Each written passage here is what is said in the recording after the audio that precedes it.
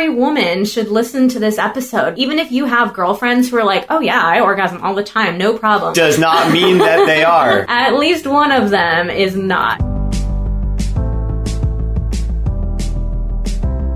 Hello and welcome to the Pillow Talks podcast. We're your hosts, Vanessa. And Xander Marin. I'm a sex therapist with 20 years of experience. And I'm just a regular dude. We share the ups and downs in our relationship while giving you step-by-step techniques for improving yours. So make sure to subscribe for your weekly double date full of totally doable sex tips, practical relationship advice, hilarious and honest stories of what really goes on behind closed bedroom doors, and so much more. It's the sex education you wish you'd had. Today we are going to do something a little bit different. I will be interviewing Vanessa. Uh-oh. You're in for it. Who knows? This could be like a whole new format for the podcast. But look, the reality is not that many people have met a sex therapist, myself included. When I met Vanessa, I had never met a sex therapist before. I'd probably heard the term before, but maybe not. Like, I feel like, you hear sex and therapist together and your mind's like, okay, yeah, I know what that is. I'd never heard of anyone be like, we need to go to a sex therapist, or like, I wonder what a sex therapist would say. And I was like, this is interesting. I definitely never thought that I would end up in this field. I just thought Vanessa was an interesting person to tell like my coworkers about, like, oh yeah, I'm in a relationship with, I'm getting married to a sex therapist. Sounded cool. To tell at parties. And now I get to say, I have a sex therapy business, though I'm, I guess, technically not a sex therapist. You're an honorary sex therapist, babe. Thank you. I'll make you a little certificate. So because not very many people have met a sex therapist, a lot of people also become really curious when they find out your backstory of how you got into this field. And the thing that I think most people don't know about is that some of your struggles, our struggles together even, with sex served as your primary motivation for building this business and helping other people. And one of those particular struggles was with your orgasm. Yep. So today we're going to hear from Vanessa to learn a little bit more about her orgasm struggles. My orgasm journey. Yeah, Vanessa's orgasm journey, what it was like, what changed, how it felt, and how that led to her creating this business. Before we get into all of that, first we want to read the review of the week. And this one says, enlightening and entertaining. I listen to this podcast in the morning, first thing while walking my dog, and it is the best way to get my mind in the right place for the day ahead with my spouse. So many laughs and good info that not only benefits our intimate relationship, but also nourishes our sense of humor and openness together as a couple. Thank you, Vanessa and Xander. Thank you so much for that review. Yeah. I listen to my favorite podcast on a walk with the dog, so that feels like a special thing to know that somebody else is doing that on their walks. And thank you for reading that, Vanessa. I think that you are so much better at reading these reviews than I am. You just inject so much more personality. Thanks. And we also just want to say thank you to everyone who is leaving reviews. It really means so much to the podcast. It helps us grow and reach more couples. And a quick little reminder that we are doing a giveaway just to say thank you for taking the time to submit your reviews. If you leave a review for us on Apple Podcasts, you will be entered into a giveaway every single week going forward. We pick a winner every week, and you can send us a question or tell us about your situation, and we will send you back a voice or a video message with our best advice. It's like a little mini sex therapy session. Yeah, we actually just sent one to a previous winner yesterday. It was really nice. They sent us a great question. We took some time to think about it. We recorded a couple voice memos and hopefully it really helped her out. All right, so let's talk sex therapy and orgasm journey. All right, I'm ready. Let's just start with, people always want to know what originally inspired you to get into sex therapy. What was that very first inspiration? It was my parents' version of trying to give me the talk. So I was about 11 or 12 years old. We were cruising back from my grandma's house in our minivan, and my mom and dad were in the front. My mom was driving, and she looked at me in the rearview mirror, and she said, if you have any questions about, sex, you can ask us.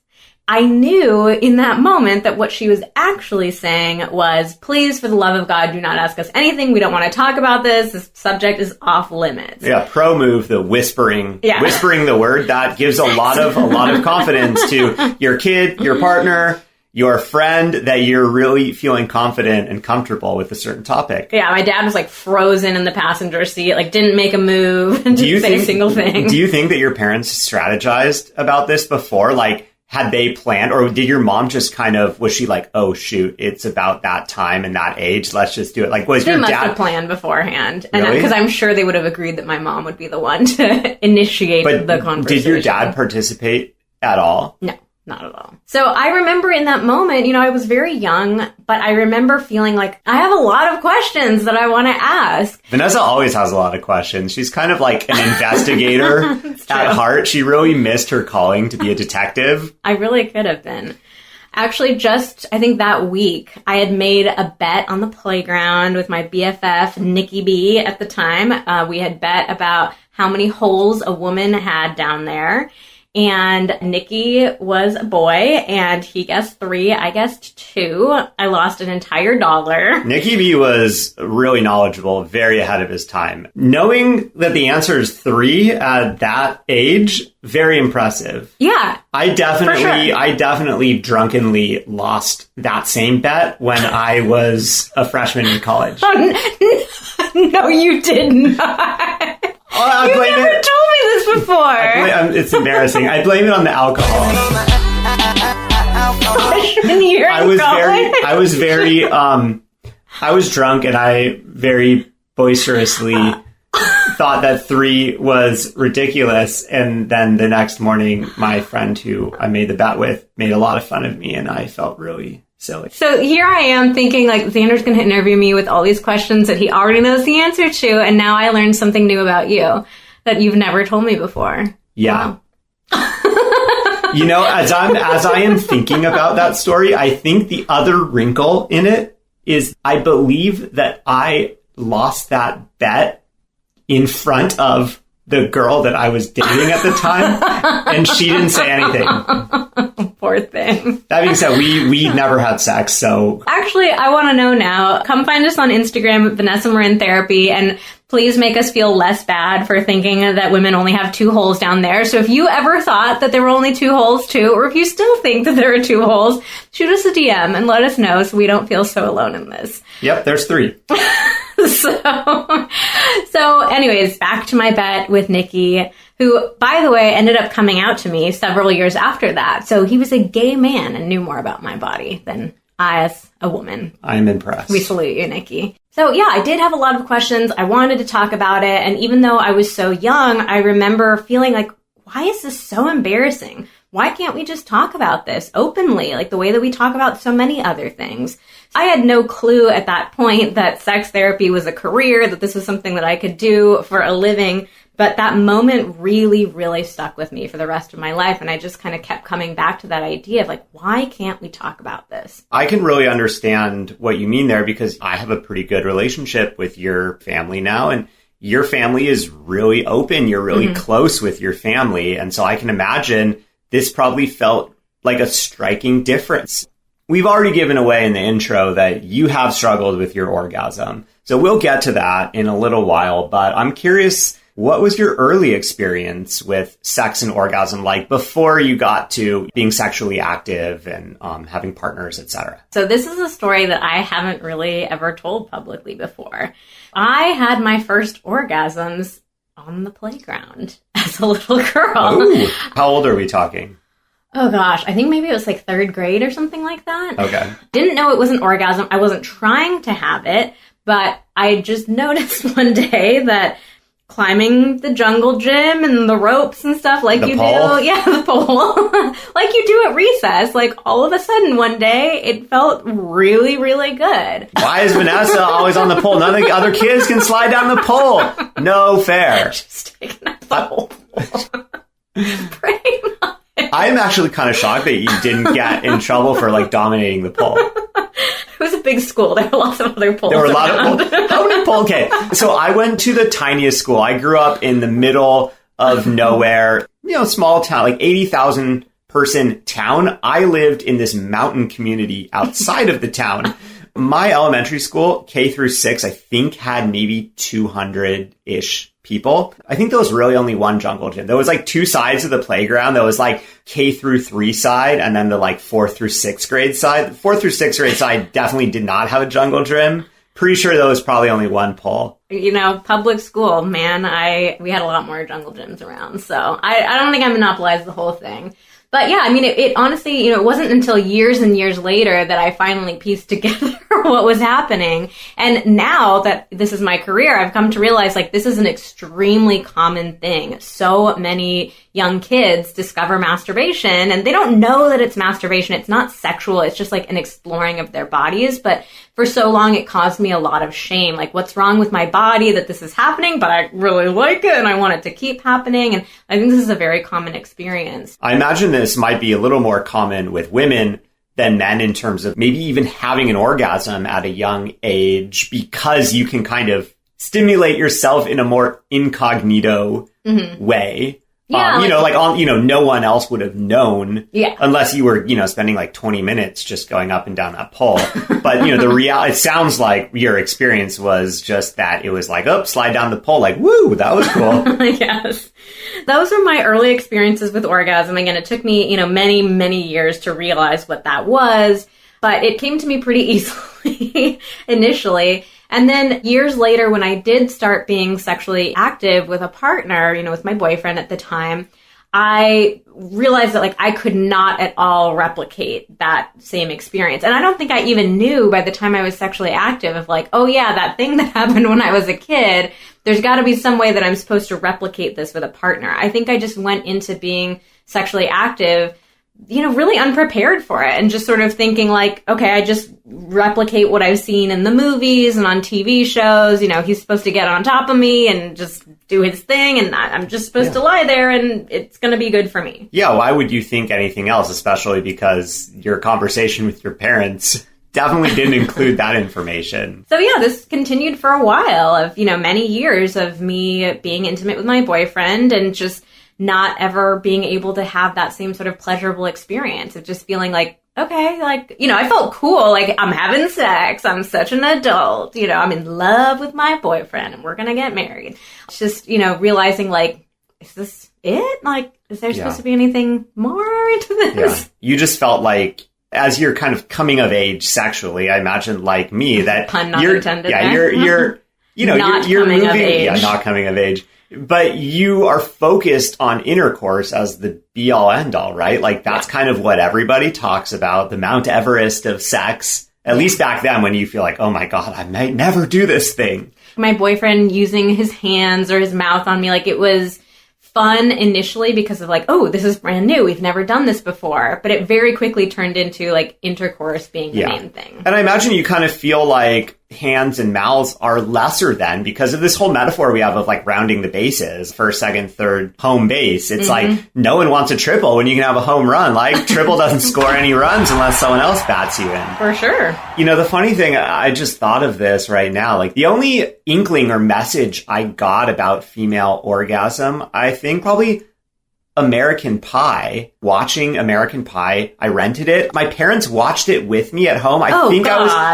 When did it come out? I think I must have been 16 or 17. Maybe if I were a couple years younger when I saw it, maybe this would have sunk in because I was already kind of starting to experiment around 16, 17.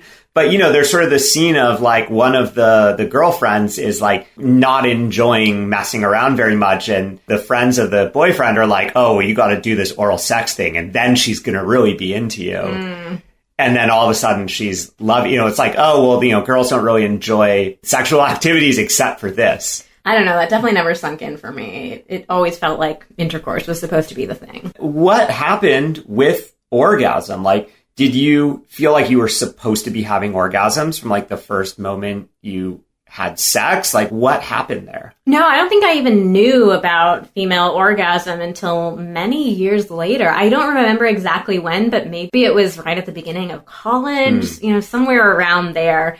But I started to realize oh yeah, I am supposed to be enjoying this a lot more. I am supposed to be having these things called orgasms.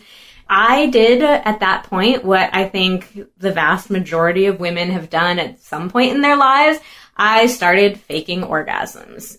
Yeah, as soon as I had that realization of like, oh, I'm expected to orgasm, I'm supposed to, then I just felt so embarrassed that this wasn't happening naturally for me. And I think there was a sense of shame too. I've been sexually active for a few years now. What's wrong that it's never happened to me? I guess I felt this sense of like having to catch up. Like all of a sudden I'm realizing this expectation that was sort of in place going back all the way to my very first boyfriend, I know from experience at that age, the last thing you want to feel is like you're behind the curve. Oh, exactly. Yeah.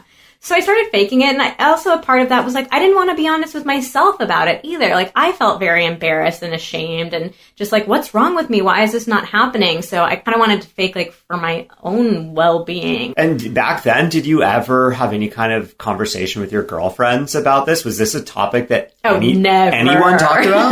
No, not at all. Like maybe once I got to my later years of college. Nowadays, we're talking about female orgasm and pleasure much more openly, but back in my days, I'm feeling really old now, but it definitely was not talked about at all. Yeah, I mean, and if I go back in my own history, if I think back through, even like back to middle school, amongst guys, like there was a whole dynamic of like guys that I knew at school, I found out later had been lying about certain exploits for years. Like in middle school, there was a guy that I was friends with who he had moved to the town that I lived in from another city. So like nobody knew who he was.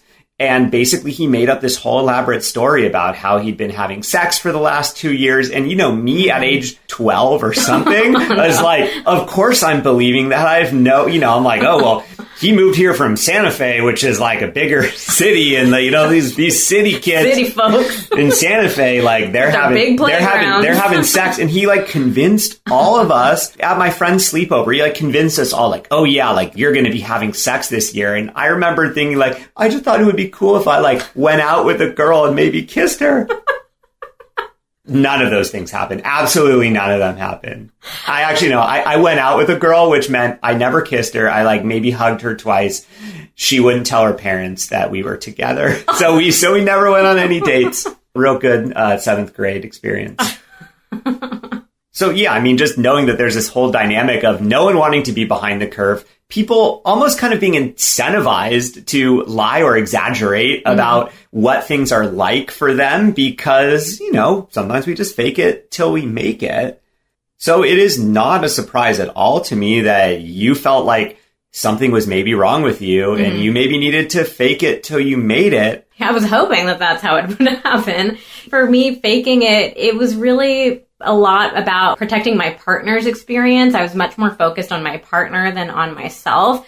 And so faking felt like the best option because it could protect my partner's feelings and their ego. Like he wouldn't ever have to worry that he was like not good in bed or not doing the right things.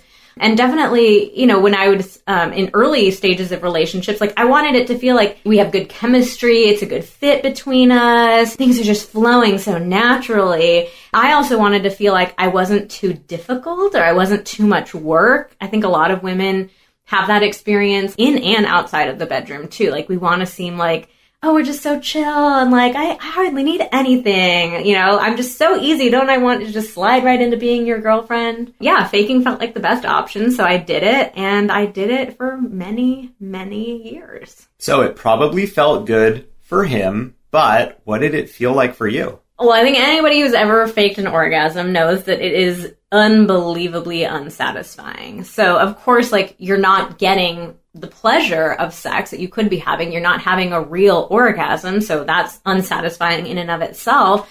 Faking orgasms, there's like a real emotional impact to it as well. For me, like at a certain point, I had done it so many times. I mean, I probably faked hundreds of orgasms.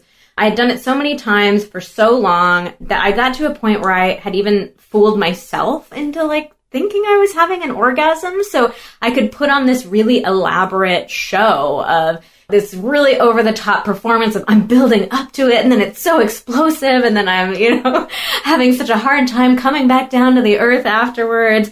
And I think I really started to fool myself into it. And then after the orgasm, there would be this moment where all the shame would just come flooding back over me if like, nope, that didn't happen. Like, you're faking it. And I think that's really what started to happen for me on an emotional level is I started to feel like a fake. Yeah. Like I was being inauthentic because I was playing a role, you know, so I wasn't being myself in the bedroom. I wasn't connecting with my partners. So I started to feel like a fake.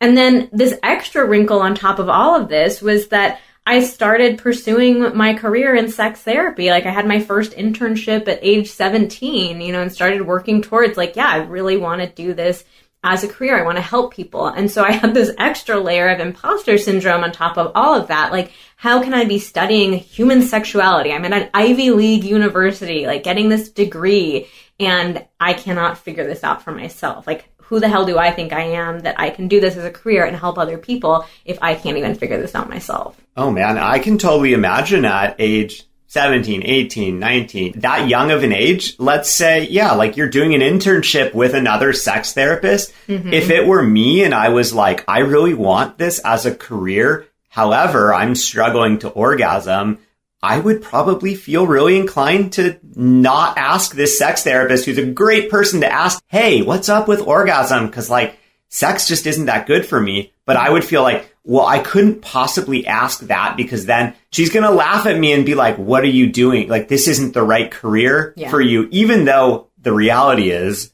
looking back now, I'm sure we both know that person would be really kind and really gentle and probably be like, this is so common. Thank you so much for asking about this. You are not alone. Mm-hmm. But in our heads, we go, well, we must be the only person. The longer that time went on, the worse it started to feel. And I can also imagine that, you know, early on, it might feel really convenient. I think my partner is expecting this. I'm going to fake it because I want it to feel good between us, and the assumption, you know, probably as we keep having sex, like I'll figure it out. It'll start to get better for me. And then time goes on and it's not getting better. And then you're like having these very elaborate fake orgasms. And then you're probably thinking, well, God, even if I do ever figure it out, like what if it isn't really like the way that I'm faking it? Even if I did figure it out, how could I even incorporate the real thing into this act that I'm now doing? Yeah, the longer that it went on, you know, the deeper the impact started to become, you know, around my relationship with my body, my sexuality, and with my partners. It really changed the way that I had sex. I wouldn't let my partner touch me for too long because I was worried that he would start to get bored. I wouldn't give feedback because I didn't want to like interrupt the flow or like, you know, make it seem unnatural in any way. Like I was saying earlier, like I was really playing a role. It wasn't me in the bedroom having sex with my boyfriend. It was like, you know, me playing this role of this woman who loves sex and she's so orgasmic and so wild. I also made me lose touch with what actually did feel good to me because I'm so focused on playing this role and putting on this show of like everything feeling so amazing that there's no way I could pay attention to what actually did feel good to me. So I was losing contact with my own connection to my body and understanding what felt good to me. Obviously, like, you know, there was no way a partner was going to learn what genuinely felt good to me because I was responding to basically whatever they would do. It just became really difficult. And I think maybe one of the overarching themes of that time was that it felt very passive. Well, on the one hand, I was being very active about putting on this show, but I was being really passive about expecting that orgasms should just all of a sudden start happening. Like I think you said earlier, fake it until you make it. Like I was kind of waiting like, okay, I'm faking it a lot. Like when is it actually going to happen? It felt like I was taking away my own agency during sex. Like I'm just kind of lying there waiting for something magical to eventually happen. And then you're probably not even able to focus on the waiting for something good to happen because you're thinking about like, it's been about 2 minutes. It's time to start the orgasm routine or something. Mm-hmm. I imagine that you're probably almost watching yourself from outside your body, observing your own performance. And it's spectator. Like, and it's like, okay, so this is, did you have in your head like, okay, some amount of time goes by and then I start the thing. Like, did you give yourself a little bit of time maybe to No. It was like almost immediate. I think I would give myself maybe like a minute and there would be this little glimmer of hope, like maybe this is going to be the time. And I think that's something that a lot of women can relate to too. Like a lot of the women that I've worked with have said, yeah, I would give myself a minute, maybe 2 minutes. And then it was like, all right, showtime. There were all the steps, slowly increasing my breath and then making a little bit more noise and then moaning even louder. Like I had the whole routine, and yeah, it was just so easy and quick to go into that. There was another piece of it that started to creep in as well after, a long time, which was resentment. I started realizing, like, what am I supposed to be getting out of this? And like, why am I having sex? It's all about my partner. It's all about him. He's enjoying himself. He's having a great time. He's having these wild over-the-top orgasms. And I'm not. I'm getting like very little out of this. It was this sense of resentment where, on the one hand, I was feeling pretty hopeless about orgasm, feeling like, gosh, maybe it's just not going to happen for me. But on the other hand, I was also kind of feeling resentful of my partner of like, well, why can't you make it happen? And why do you get to have all the fun and I get nothing? That started to affect my sex drive even as well. It was like, well, why do I want to be having sex if it's not feeling good for me? And I'm just doing this same old tired routine that I've done so many times and I'm sick of it. It's just work. Yeah, it was definitely a lot of resentment and started to poison a relationship. Eventually, something had to change unless you're going to tell me that you're still faking them. Oh, that's the real twist of this episode. That would be the real twist. Oh my God. By the way, babe, for the last 14 years, I've been faking every orgasm. I hope not. Don't worry, I'm not. All right, but tell me what changed. I could just like see that little glimmer of fear in your eyes. There's like a little tiny shred of you that's like, oh my God, I've been faking. Yeah, we're gonna have to refund every single purchase of finishing school that has ever been made. Oh, no. I swear, I promise you, they are real.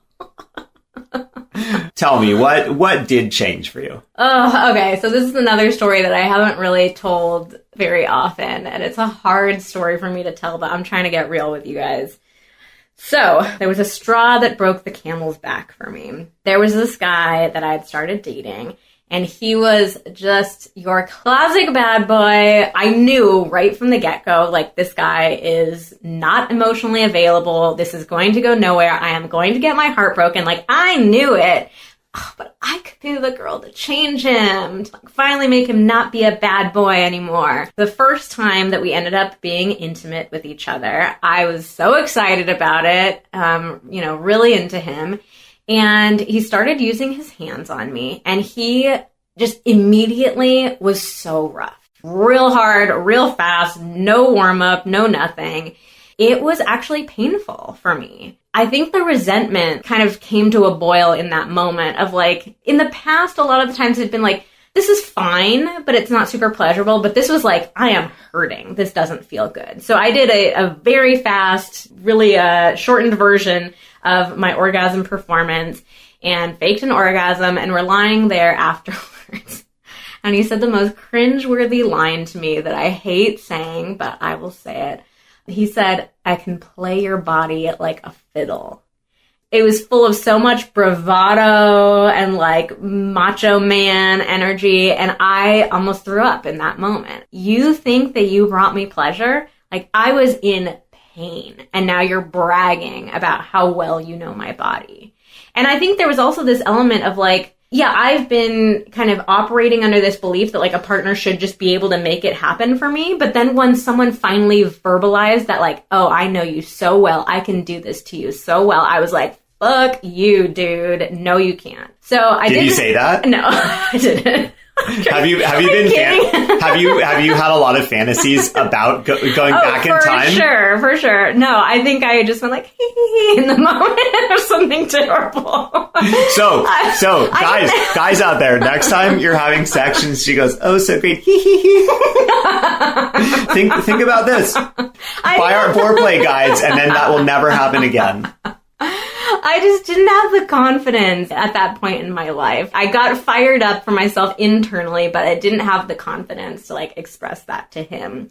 But for me, that was the turning point. Like, I remember leaving his apartment and walking back to my place and thinking, I am never doing this again. I don't care how hard it is. I don't care how embarrassing it is. I am not getting myself back into this kind of situation because this felt terrible. Tell me a little bit about what happened after that. That, I guess, that started the orgasm journey for you. So what did you do? Yeah, I mean, I wish that I could say, then the very next time, I had an orgasm for real, but it was a journey for me. Like, it took some time, and it took a lot of experimentation and playing around, and it was very challenging for me because I couldn't find any resources. Even studying to be a sex therapist, being a part of this field, like, I couldn't find any practical step-by-step tools of, like, here's how to do it. Which I guess is kind of the proof in the pudding that, like, there isn't just a simple, like, do this or do that. It's like, oh, try one of these 3 things and voila, you have an orgasm. That's why, unfortunately, it is a long process, and that's why we have a large online course that teaches that. Yeah, but so for me, the most important first step that I took was making some really powerful mindset shifts. And again, these were not things that happened overnight. I want to be real about that. But, the first one for me was I needed to realize that, like, nothing is wrong with my body. Like, my body is perfect and wonderful. I realized, like, I've been taught a lot of BS about my body. I don't have a perfect relationship with my body to this day, but I think I had to recognize nothing is wrong with me. I want to give myself the space to learn. So I shifted out of that mindset of thinking, like, I'm broken, this is hopeless, it's going to be this way forever. And I made myself have hope. Nothing's wrong with me. I'm going to figure this out. Let me just give this a shot. The second mindset shift that I had to make was believing that I was deserving of pleasure. And this was a really big one because I'd spent, basically my entire sexual life, like, faking my own pleasure and focusing more on my partner. And I knew rationally, like, yeah, I'm supposed to get some enjoyment out of this, but I think you have no history of it. Yeah, there was like a really deep emotional blockage around feeling like I wasn't worthy of it. And that showed up in, like, really practical ways too, of, like, only letting my partner touch me for a minute or, focusing more on trying to pleasure him. I had to help myself recognize, like, I am deserving of pleasure. I am deserving of a sex life that feels passionate and playful and exciting and connecting, and, like, deserving of a sex life that has something for me in it that I can show up into. It's my authentic and real self. And I had to get, like, a little fired up about that and get myself like, yeah, this is bullshit, that I don't believe that I am worthy of this. I have to change this. And then the final mindset shift that was really powerful for me was giving myself permission for it to not happen overnight. Because again, it didn't. It took some time and it took a lot of experimentation. And there were times where I did feel hopeless and scared and worried that this wasn't going to happen.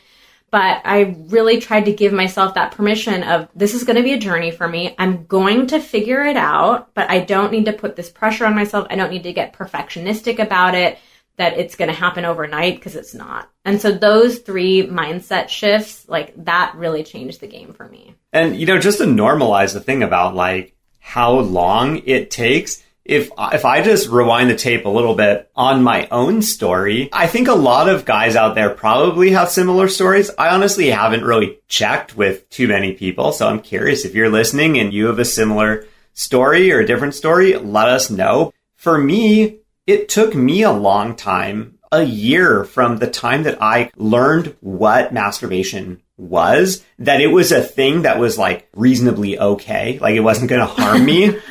And the time that I actually ejaculated for the first time from masturbation. Because, I didn't really have much information or resources on it. No one in my family talked to me about it. It was like one of my friends sort of had a book that his mom had given him that was, like, sort of about sex. It was, like, written for teenagers. Mm-hmm. And I had just read little short bits and pieces because it was too awkward when I was over at his house to be like, hold on, I'm going to read this book for half an hour. So, I knew little tiny bits and pieces where it was like, okay, well, this book says it's okay, so I better go play around with this. And it took me, I think, honestly, a year to actually ejaculate. And honestly, I was really scared. Like, I got close a couple times, like, right before, in the weeks leading up to my first time really doing it successfully. And, like, I wasn't sure what was going to happen. I was like, this feels good. It also burns. Like, is this going to get really good or is it going to get really bad? And then one time I was like, I just have to see. I just have to know. And then, the floodgates were open. Literally.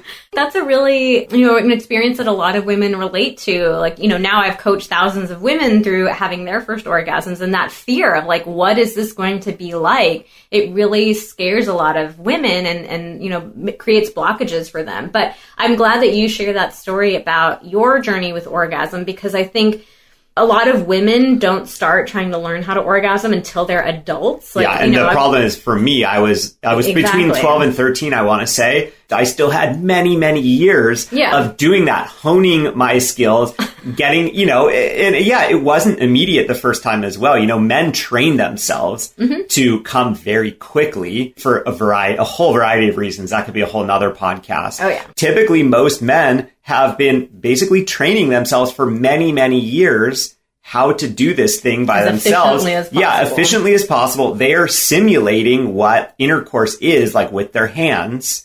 So then it's like should be no surprise that, the first time a guy has sex, usually it goes really quick and he knows exactly what to do and he has an orgasm. Yeah. But so I think there are a couple of key points there. Like, one is that you took a lot of time. So we need to recognize, like, this is not an overnight process. It takes time. But also, you started early, and I think when we're younger, we have a little bit more, grace with ourselves, of like giving ourselves more permission to like explore and try things out. And I had all the time in the world. Living in your little mountain community. I go to bed. I'd be like, oh, well, what am I going to do? We should post a picture, like, with this episode of what the house that Xander grew up in the middle of a redwood forest. Oh, we can. My loft bed in my room. I had a pretty cool room. You can't see a single house from it. It literally was in the middle of the woods. Yes. I like to tease him that he grew up without electricity or running water. But that part's not true. It's not too far from the truth, though. But yeah, so like I was saying, like, I work with a lot of women who don't start their orgasm journey until their 20s, 30s, 40s, 50s, 60s, 70s. And, once we get into those later stages of life, like, we have a lot more pressure on ourselves and we feel like, oh my God, I'm already so behind. What's wrong with me? I'm never going to learn. But the reality is, it's like, we're just starting at a different time. Yeah, I really think once we get beyond those teenage years, like, we kind of have like a clock that's just ticking. Like, life is busy. Things are happening. We don't feel like, oh yeah, I have all the time in the world to figure this out. It's like, hey, I have all these conflicting demands for my time. And like, am I really going to spend like an hour every night for a couple months trying to figure this thing out? That feels like really challenging. So skipping over all the months and months of trials and tribulations, like, once you figured it out and now that you've been doing it for a long time, like, what is it like? What is life like? What is sex like? Tell me everything. That orgasm life. It's good, man. So, when it comes to sex, like, now I have this confidence that it's going to be a pleasurable experience. So, with you and I just feel that confidence each and every time. Like, I know I can get myself there. I know I've now taught you how to get me there. So I feel just this confidence of like, I'm going to get something out of this. This is going to be a good experience for me. Yeah, if you want an orgasm, you get an orgasm. Yeah, so it's increased my sex drive for sure. Like, now I want an experience that's pleasurable. It makes sense for me to have a sex drive. I feel very open when you initiate with me because I have that confidence of knowing like, yeah, I'm going to have a good time. Like, okay. I also initiate with you, which is something that I did not do for the majority of my sex life. For me, it just sort of felt like, why do I want to initiate this thing that like I'm not really going to get a lot out of? It's very similar to the sex drive issues. During sex, like, I feel like I can really relax. I can be present in the moment. I can enjoy myself. I can actually be there rather than like in my head or like spectatoring. Like, I used to be like, I was almost watching myself have sex rather than actually being in that moment having sex. Yeah. Do you ever catch yourself still like that old habit of, oh, has it been too long? Like, should I start my thing? And then you remind yourself like, oh no, that's not. It did at the beginning stages of our relationship. I can understand that because I imagine there still is that desire of, I want this to be perceived as easy. Or as like we have a good connection. Yeah, for sure. But at this point, we've been together almost 14 years. So I've kicked that habit. I've been having real orgasms a lot longer than I was faking them. Yeah, because we actually definitely had a little, not friction, but just like a reckoning at the beginning of our relationship in terms of figuring out how to ensure that you had as many orgasms as I did, or that you had as many orgasms as you wanted. There was definitely a dynamic at the beginning where, I think, you may have been kind of prioritizing like our sex life feeling easy and comfortable. And then eventually it was like, oh, this is a serious thing. Like, we got to get this down and get it right. Yeah. When you and I started dating, you had been told by a past by the ex-girlfriend before me, Yep. that orgasm was really difficult for women and just like not really to focus on Yeah. it. Like that was the nicer thing to do. It was like sometimes it happens, sometimes it doesn't. It's equally enjoyable nonetheless. So like better for me to not worry about it. She'll For you as appreciate the man to yeah, not worry like about it. she will appreciate it if you, the guy, focus on enjoying yourself, and if she comes, she comes. I came into our relationship with like this really, you know, budding new relationship with my orgasm of like still working on all these things about asserting myself and believing myself worthy and, you know, the technique aspect of it and all of that. And so, yeah, we had a miscommunication early in our relationship where I started to feel like, this guy like doesn't seem to care at all. Like he's not really focusing too much on me. And it wasn't like a, you know, an egregious thing like this guy is such an asshole. But it was definitely like, you know, I'm trying to assert myself a little bit more, but I'm not really like feeling much from him. And so we finally had to have a conversation where I said, yeah, like I want you to focus on me and I want my pleasure to be a part of it as well. And that was a very hard conversation for us to have, but I'm really glad that we had it. And I'm glad that I also could recognize that like it wasn't a malicious thing from you at all. It wasn't like you were just being selfish and you didn't care about me. It was like you thought that that was the best thing for you to do. Yeah. And even if my story was a little different, that past partner, like she was having a lot of orgasms with me and I knew the way that it worked for her, it's very likely I would have come into our relationship being like, oh yeah, you do that one thing that really works for her. And that's like the key to orgasms. And it very likely wouldn't have been great or wouldn't have worked for you. It's very likely we would have had the exact same situation come up, like the same type of misunderstanding, because I think a lot of men feel like once I figured out how to do her orgasm, you just do that one thing. And that's the answer. And the reality is every woman is different. This is such an important thing for heterosexual women. Obviously, we're being a little heteronormative right here. For heterosexual women to recognize, like, I think it's very easy for us to assume bad intentions from our partners because so many of us have had complicated relationships with our orgasm and haven't been experiencing a lot of pleasure. And especially if you've been with somebody for a long time, like it's really easy to feel like, God, he's so selfish. He doesn't ever think about me. He doesn't care. He's just focused on himself. And the reality is like, you know, as women, we're taught a lot of BS about our orgasm and men are taught a lot of BS about female orgasm too. So, or even worse, a guy, you know, is with an early partner and she is faking. And he thinks, oh, I know what to do. Yeah, I know how to make women have an orgasm, and probably most or all of their partners after that do the same thing. And so it just reinforces this idea of, oh yeah, I'm competent. I know exactly what I'm doing. So yeah, like, you know, is it possible to have some empathy or sympathy for your partner who really maybe truly thinks that he is doing the right thing and it's actually just been the wrong thing the whole time and he's never known? Of course, like there are some people who are just, you know, jerks and selfish and whatnot. But like, you know, the majority of us are just operating from a place of unrealistic expectations, lack of education.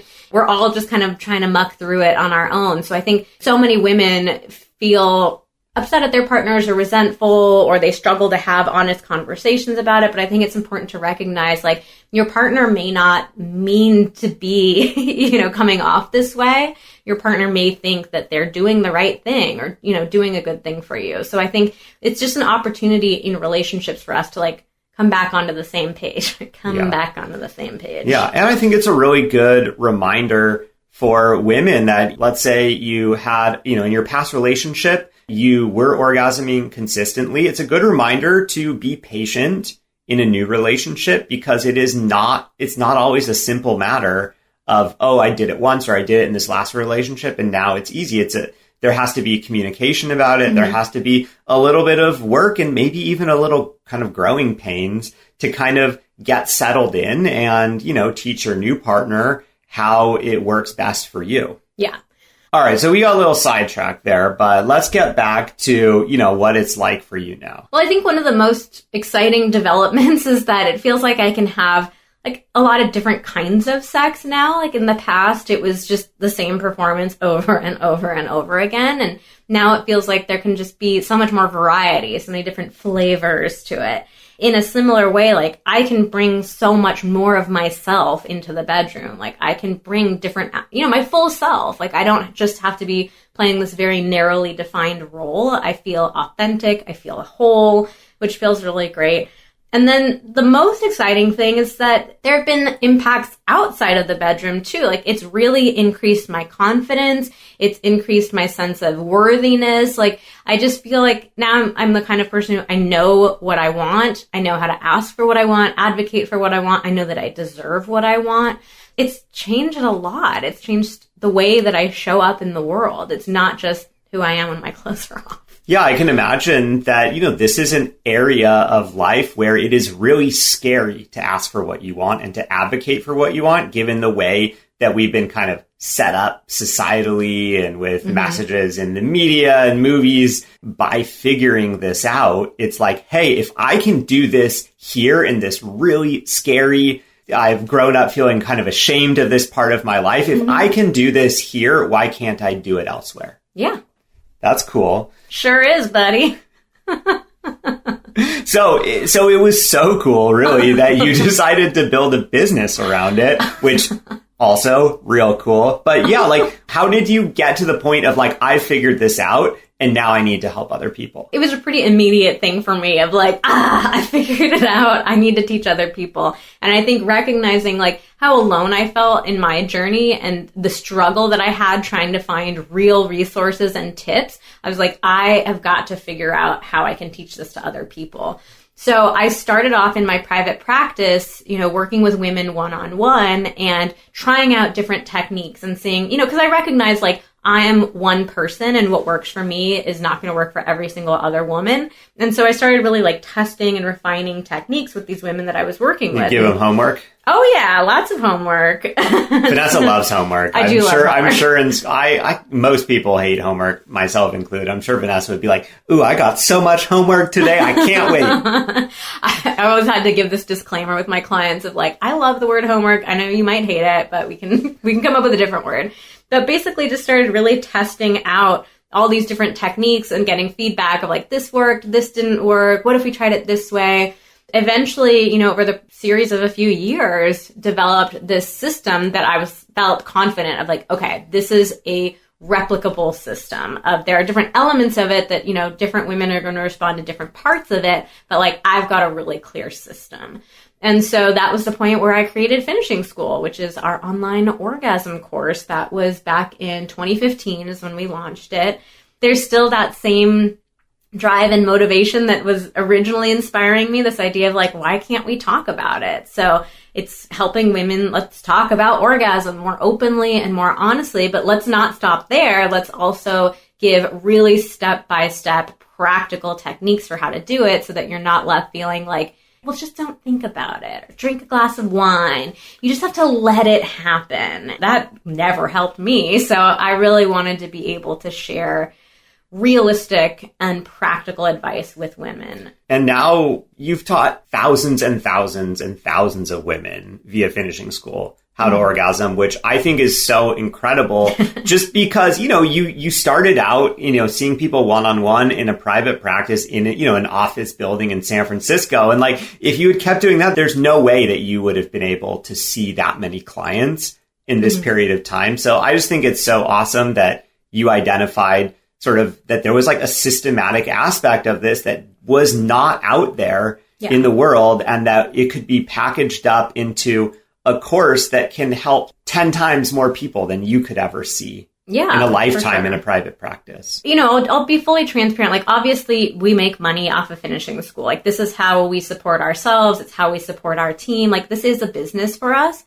But this is also like extremely personal for me. Like, I've been through this. I understand how hard this is. I've cried so many tears over this. I get it. And that desire that I have inside to like help other women not have to keep going through the pain that I went through. Like, this is the greatest honor of my life to be able to do this kind of work. It's not just a business thing. Yeah, it's my life's purpose. It's the reason that I was put on this earth. And so I feel so honored to be able to do this. And every time I hear a new success story, I cry. I still cry to this day, like recognizing that I can have this impact and that it all came from something that was so painful for me for so long. Oh, you're going to make me cry. I'm going to make myself cry. So, all right. So let's lean in. Let's lean into those emotions. Like, what do you think the biggest things you've learned from offering finishing school are? The first one was just recognizing that I wasn't alone. I felt so alone in this for so long and like so embarrassed and ashamed. Recognizing like just seeing that there have been thousands of women that have signed up for the course. Like it's still to this day is like oh, okay, I wasn't alone in it. And, I think that's been one of the most powerful things that other women have said. Like a lot of people say, even just finding out that this course exists, like makes me feel better. Even if they don't even end up signing up for it, it's just like, just recognizing there are other women who struggle with their orgasm. Like, oh my God, I'm not alone. Oh yeah. I mean, like oftentimes, when we, every now and then we kind of have these special live rounds of finishing school where we do a bunch of live coaching along with it and offer a bunch of fun stuff. And we've sort of like released videos about that. And I feel like every single time we do that, we put those videos out, we do a live and we kind of cast the net wider than just our immediate email list or our Instagram following. I'm just always like surprised to see the number of people that are like, oh my God, I thought I was the only person in the world that couldn't do this. Yeah. I've been having sex for 30 years and I never even considered the possibility that I might be able to figure it out. And like, you've given me hope again. Yeah. That's pretty cool. It is pretty cool. Cool is the theme of this episode, isn't it? That's pretty cool. All right. So what else have you learned? So I also learned that orgasm is not something that just happens. It's not a passive process. It's an active process. And that was a myth that I was living under for so long, of just kind of lying there waiting for it to happen, hoping that one day it magically would. Living under a big, heavy myth? Living under a myth? What? Is that what I said? Yeah. I don't know. Living under a rock? Operating under this myth? Yeah, living under my myth rock. Sure, I was living under the myth rock. But yeah, it was very important for me to recognize that it's not something that just happens. It's something that you have to be active in. And I eventually came to realize like that is actually a super cool thing, that I don't just have to wait for a partner to make me orgasm. Like, I make myself orgasm. I learned how to get myself there. I taught my partner how to get there. Like, it was a very empowering experience for me at the end of the day, even though I felt so nervous and scared about it going into it. Oh, there's some meta life lessons in that one. Oh, for sure. Don't wait around for someone else to bring you success or to bring you the thing that you want. Like, Anything. It is within you. You can get it. You can make it happen yourself. And so in terms of like making it happen, when I really kind of narrowed down what my process was, I realized there are 3 main ways that we can tackle the orgasm issue. So one is the mental and emotional aspect of it. So a lot of us have blockages around, we don't know the truth about how orgasm works. We feel afraid of what it's going to look like. We feel like we don't deserve pleasure. There's so much emotion that this process can stir up. The second one is the technical aspect of it. So this was the thing that one of the things that I really struggled with is that I couldn't find any tips for like, how do I actually do this? So there are technical tips about like how to masturbate exactly step by step, what to do, what kind of foreplay techniques to use with your partner. And by the way, we of course don't like the word foreplay because it makes it sound like it's lesser than. But, the specific techniques to use on your own and with your partner. And then the third one are like partner dynamics. So those are things like, allowing yourself to make requests in the bedroom, to take up time. It's helping to educate your partner about how female orgasm really works, and more importantly, about like how your body works.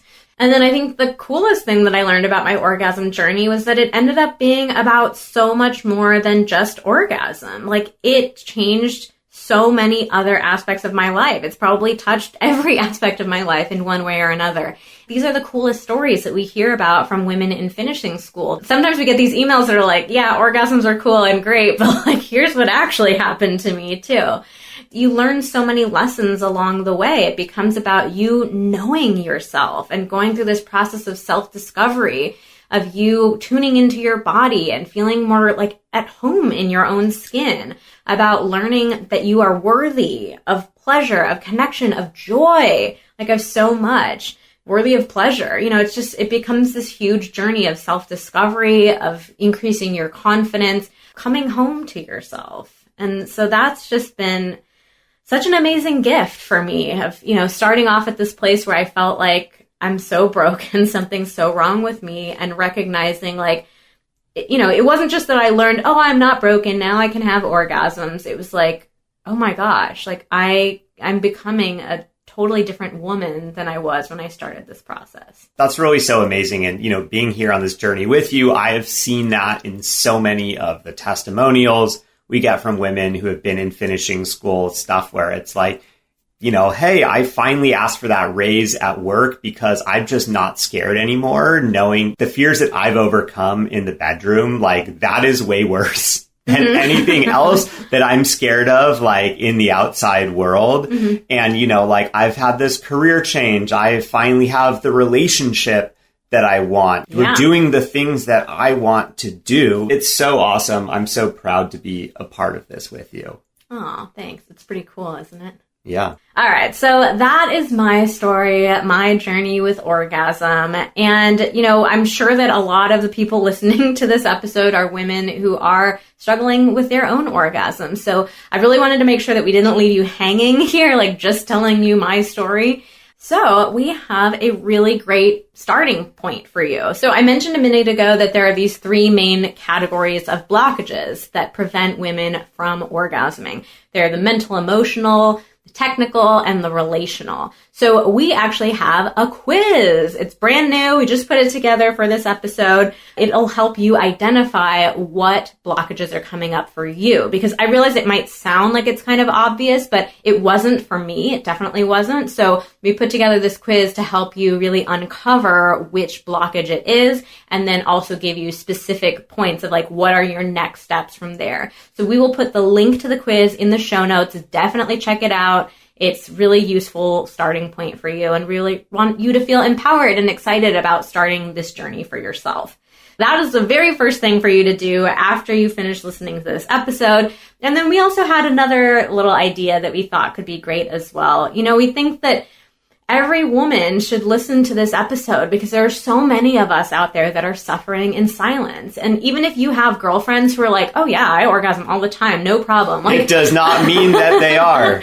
I promise you, at least one of them is not. Like, yeah, I mean, imagine how it would feel if you're like out to brunch with 5 of your girlfriends. 4 of them are talking about like the amazing sex and the amazing orgasms they're having. The 5th one is sitting there thinking, man, I really want to fit in. Mm-hmm. I've talked about sex before. The reality is I'm not having great sex. I am not having orgasms. In fact, I don't know how to do it. How motivated do you think that she will be to just be like, hey, actually, despite the fact that I've told you I'm having great sex and orgasms before, actually I'm not. Like most people, it's just been years and years and years of just conditioning yourself to not lie is not the good word, but just to say that you have for convenience sake. So what we would love for you to do is to share this episode with your girlfriends. And you don't have to say anything about it. You don't have to say, hey, by the way, I've never had an orgasm or anything like that.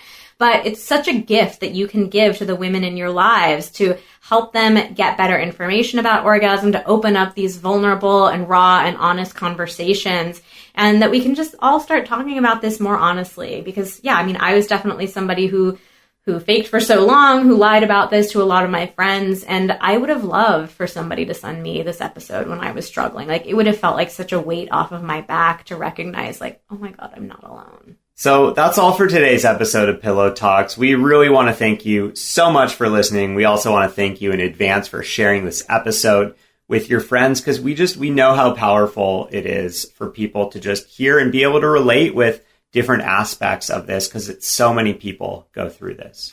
And if you are, hearing us talk about finishing school and feeling like, oh my gosh, I'm a little excited, a little nervous, like maybe this sounds like it could be a good fit for me, just keep an eye out on our email list. If you're not already on it, go to vmtherapy.com or our Instagram account. We're at Vanessa Marin Therapy. Just keep a little eye out. There may or may not be something coming your way soon. Yeah, something very exciting. Until then, though, join us again next week when we talk about letting your partner love your body.